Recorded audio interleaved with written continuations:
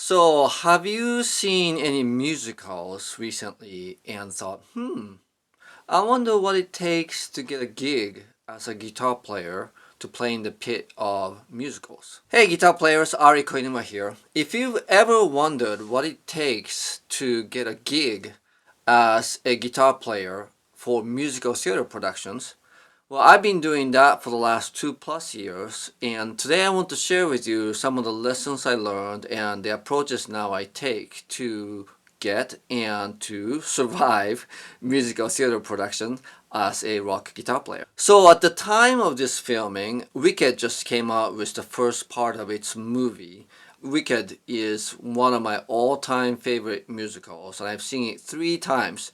Twice on Broadway and once a touring production. And there is a guitar part in that score, although it's not a very it's not the kind of part that will catch your ear all the time. But in the modern Broadway productions, there commonly is at least one guitar and sometimes 2 or 3 guitar parts. Shows like Book of Mormon, Dear Evan Hansen, Hadestown, right? All these shows have guitars in their score, and they're actually very important part of the score. And so, as a guitar player, we naturally wonder, well, what does it take to play as a guitar player in a musical theater production? My first public performance after COVID was in the pit of Rocky Horror Show. I had gotten the gig through answering a posting on Facebook, and I was hooked. I had such great time playing in the pit of Rocky Horror, and we had a great group, and I realized that I may have stumbled on a bit of a niche that is good for me, because musical theater gigs require a combination of skills that I can bring to the table but are not super easy to find. And since then, I've played in 8 different shows over a course of 2 years. And I feel like I'm getting a hang of what it takes to get and perform in musical theater gigs. So for part 1 today, I want to focus on the prerequisite. These are the things that you need before you even start thinking about going after gigs to play in musicals. And the number 1 prerequisite that probably, unfortunately, make or break your chance of getting a gig for most guitar players is the ability to read music. Not tabs, not even chord charts, good old traditional musical score. As you can see on a musical theater score for guitar players, it just combines the traditional notation with chord symbols and other gobbledygook that is unique to guitar scores. It can be kind of intimidating. You don't have to be a great sight reader. In fact, I'm not a great sight reader in terms of being able to just look at the piece of music that I've never heard and just read the notation and be able to play it. No, I can't do that. I'm still very much a ear-based musician. I need to be able to hear the music, and I'm not super great at looking at the notes on the page and sort of hearing the music in my head. That said, my first instrument was piano, and I did study music in college. So I am very comfortable reading traditional musical score, and that is one of the things that enables me to play in the musical theater gigs. As you will see over the course of these videos, musical theater is a very much rooted in more sort of a classical sort of tradition of music, and the way it operates very much assume that you're just like orchestra and band instruments that, basically look at the music and play, using it, right? So it takes a bit of getting used to as a guitar player to sort of fit the mold, because it's really not something that's commonly done in the guitar-based music. Nevertheless, if you have the skill, whether you played other instruments growing up or you sang in choir or whatever, right? If you can read music, even if you're not the greatest sight reader, you may be able to play musical theater gigs. I did say that chord charts are not used, although the score for guitars liberally use chord symbols. In fact, they often feature very complex looking chords. I will discuss more about how to sort of decipher that in the next segment of the video.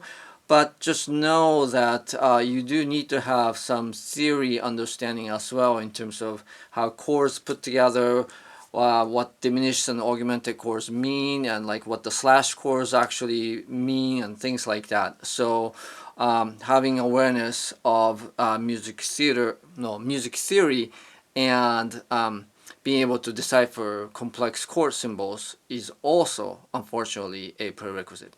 The next thing to consider is the wide stylistic range that you have to cover that comes with the territory of musical theater. Guitars were traditionally not a typical instrument featured in Broadway musical scores, but a lot of modern musicals do, because with the changes in the styles of popular music, musical theater started incorporating a lot more rock-oriented material as a part of their sound, and they really needed the oomph or the attitude, I might call it the muscle, that electric guitar brings to the score. But that being said, there's still liberal amount of classical and jazz elements, not to mention folky things and more Americana or rootsy things that the musicals might throw in depending on the shows. And you are asked to cover a pretty wide range of different styles, sometimes within a same song. Just know that a typical musical theater score will feature more rock-oriented elements, more jazz-oriented elements, more folk-oriented elements, and ideally you cover all of them. That being said, like I said earlier, part of the reason why these musical theater scores started featuring guitar is often because the score require the rock and roll muscle. So being a rock oriented guitar player is definitely not a bad thing. In fact, I have seen a number of musical theater production where there was a guitar in the pit, but then in some of the more rock and roll moments, I was like, oh, I wish they would bring out a little bit more oomph. And my guess is that since the prerequisite about being able to read music meant that they hired people who had more jazz backgrounds and couldn't quite feel comfortable bringing out the rock in the score, that ideally you can be gentle and rock at, depending on what the moment in that song calls for. You don't have to have really flashy, virtuosic Van Halen style soloing capability. In fact, that's never really required. Although you want to be able to play leads, you want to be able to improvise, although in very short segments, so you can keep it simple and concise, and then often over non-typical guitar chords. So that's another element that you want to consider taking on. But as long as you can read music and you can kind of cover the rock, jazz, folk type range of music, you don't have to be a spectacular soloist to be able to play in the musical theater pit. And as for the equipment, the foundation for a pit guitar player is an electric guitar rig. And you want to be able to play cleanly, and you want to be able to play with some overdrive or dirty tones. How heavy the overdrive needs to be, or how many different shades of overdrive, depends on the show. The shows I played in at most require like a clean, mild, and then heavy type sounds. So that's something to keep in mind. A volume pedal is your best friend in a musical theater gig. I'll talk more about that in the segment talking about how to survive the actual performance. After the electric rig, the next thing that is often requested is a steel string acoustic with pickup in it. And nice to have would be some common effects. I've seen chorus often. Wah pedal actually is fairly common. And then after that, it depends on the show. Some shows say please have a delay. Some say please have a phaser or tremolo. Nothing that is really outlandish is requested. It usually sticks to tried and true type of guitar effects, but having effects is a nice to have. It's not absolute must have for getting the gig. And then after that, it totally varies between different shows. Some shows call for nylon strings, some shows call for banjos or mandolin. If it's an acoustic instrument, you do want to have pickups in them. You will probably want to have the stand light. Sometimes the production provides it, but I have my own music stand. Is also nice to have, although again sometimes the theater or the production company will provide that. Something that is not really required is iPad and stylus and Bluetooth score page turner thingy. I have some of that and I have used it. I'll talk more about it during the preparation part of this video or series. But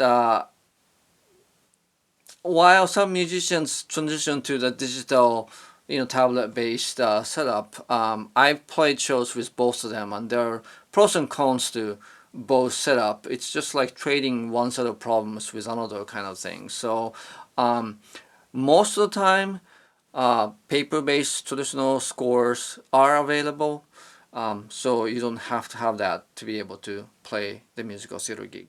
Okay, that should cover the basis as far as the prerequisite is concerned. In the next segment, I'm going to talk about what it takes to actually get the musical theater gigs. Alright, thanks. I'll talk to you then.